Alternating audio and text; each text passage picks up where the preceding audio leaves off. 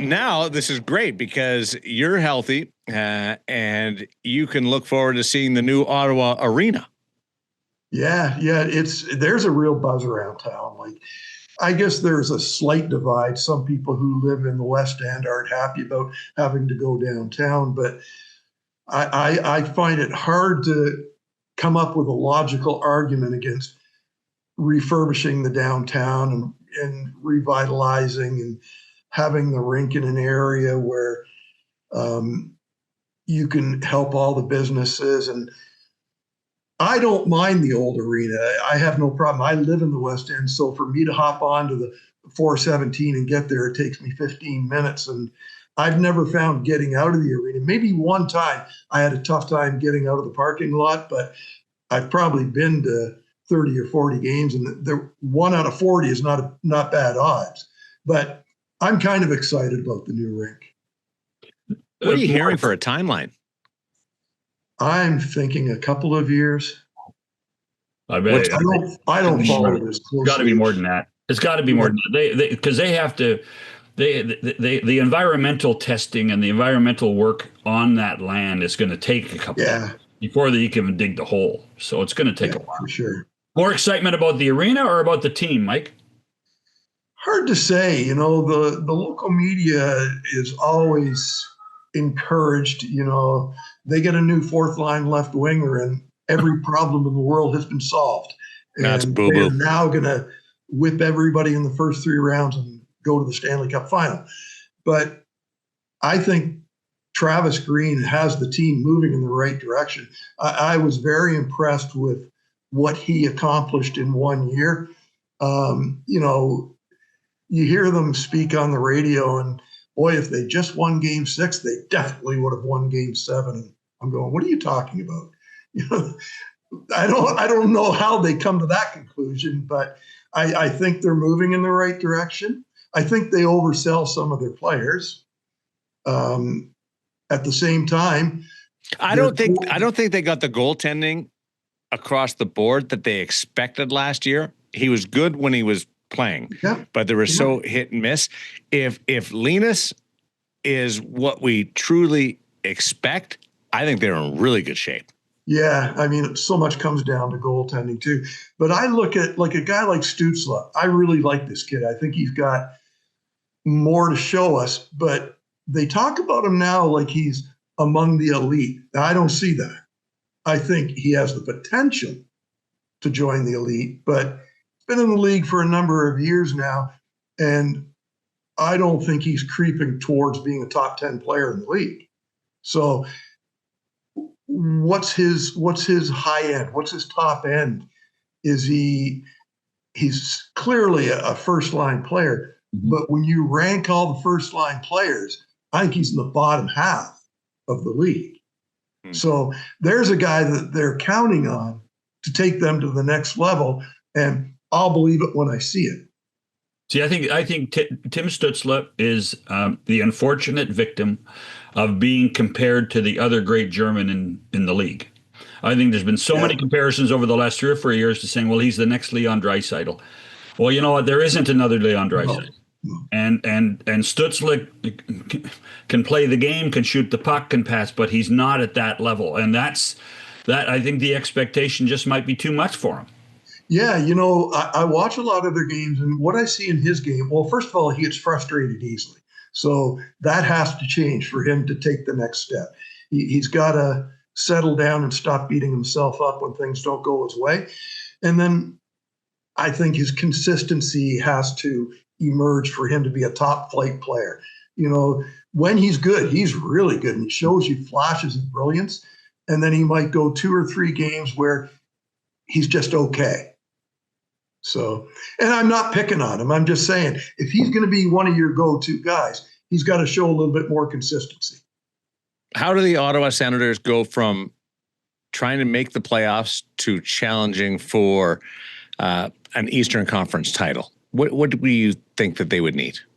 I think a lot of their guys that are in the 40 to 50 to 60 point level have to ratchet it up another 8 or 10 points. I think defensively they're moving in the right direction. You've already touched on the goaltending. If the goaltending gets more consistent, It's just incremental improvements in little areas. Right now, I think they're a hard team to play against when they're really on their game.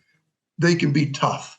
They've got a young core of defense that I don't think they have a 1 through 6 that's going to scare a lot of teams, but they've got some pretty high-end 1 and 2 guys that can make a difference. And if some of their guys, third line guys, fourth line guys, show more consistency and toughness, aggressiveness, the way I think Travis wants them to play, they're going to be a harder team to play against. It doesn't happen overnight. You guys know that. They didn't make any huge moves in the offseason, so, which is fine. You don't have to make all kinds of great moves every offseason. If you're happy with what you did last year, the changes that you made, the direction you're moving in, you just hope that your players mature that much more. They got a taste of it in the playoffs. They had a decent showing in the playoffs, and now their players have a better understanding of what it's going to take to win. What do you think the upside for Brady Tkachuk is? Boy, his compete level is so high. It's unbelievable. The goofiness that he displays at times, I guess you could argue that sometimes it works for him, sometimes it works against him. And it seems to light a fire under the rest of the team. So from that regard, it can be a really good thing. But as he gets older, well, I think his brother's matured, and maybe it just comes with age, that he's got all the skill in the world. He's just such a good player. I think he's just got to, what is he, 25 years old?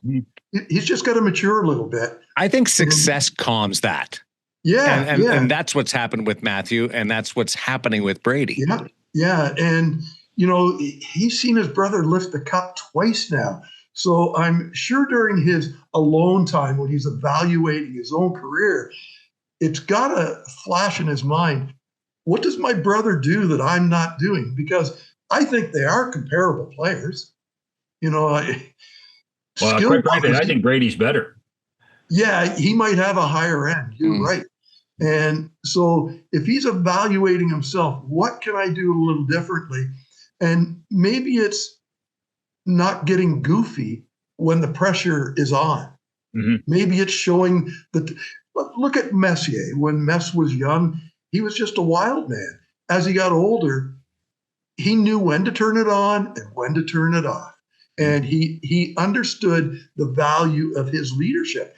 And if you're blowing a fuse every second night, at some point that undermines your leadership.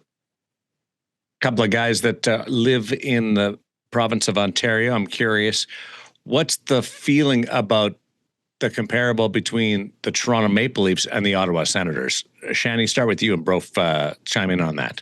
Is it closer to being equal after the loss of Marner? I don't think so yet. I also don't think we're close to renewing the Battle of Ontario yet. Even after the series? Even after the series, at least from a Toronto perspective. Toronto's the big bad bully. And nothing. This could be a changing season, though, Darren. There's no question about that. I don't know where they're going to find 100 points that Mitch had, but at the same time, I do think that there are a few people in the organization looking over their shoulder, Mike, at what the Senators have done and what the Senators are doing. And will it be closer? Yeah. And maybe it goes back to the one thing both of you have talked about, and that's, will the Maple Leaf goaltending be able to match the Senators' goaltending or vice versa? Yeah, I would agree with you, John. I think the Leafs are still what the Ottawa Senators are aiming at right now, and that's understandable.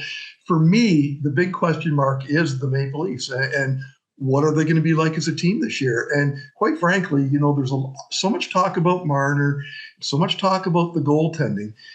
And my opinion is that if Austin Matthews does not get back to being the Austin Matthews that we saw prior to the last year and a half, nothing else matters. I mean, this guy, I thought 2 years ago, he was deep in the conversation of being the best all-around player in the NHL. His physical game was there. His defensive game was unbelievable. If you watched him on a nightly basis, I'd put him up against anybody in the league in terms of being the best two-way player. And because of injuries, and it's a big mystery, what's holding him back, whether it's the wrist, whether it's the back, doesn't even matter really. But if those injuries prevent him from being that player that he was 2 years ago, it doesn't matter if Marner's here, doesn't matter if the goaltending's good or bad, they are not going to be the team that they could be.